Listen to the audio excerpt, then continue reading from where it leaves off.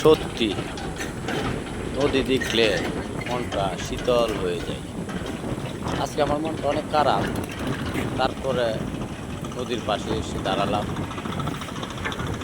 মনটা খুব ভালো লাগছে।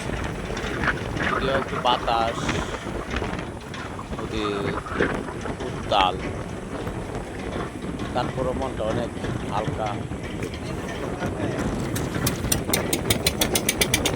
চলুন দেখি গিয়ে আপনার নদীর আর পুকুরের মাছের পাশে এই দেখতে পারতাম, কিন্তু আসল নদীর পাত্র। ঠিক আছে, এরপর আমি আপনাকে দেখাবো পুকুরের চাষের পাত্র। পুকুরের চাষের পাত্র এটা রতনের রতন চিনে চৌরি সিংহে শুনছে। এই দেখেন নদীর মাছের ভিতরে পুকুরের মাছ, আরতের মাঝে এই মাছগুলি পুকুরে কাজের সময় রাখি তা।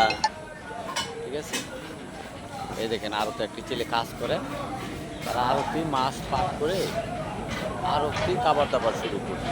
বাচ্চু পাইছে না না ছেলেটা খুব হিসাব মালিক পক্ষে কাবু।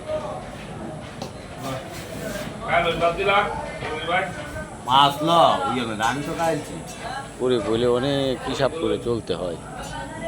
পাক করছে ও, মাছ কাটছে ও, ভাত পেরে দিচ্ছে, কিন্তু দেখেন ওর তরকারি খুবই কম নিয়েছে। এটাই বাস্তবতা।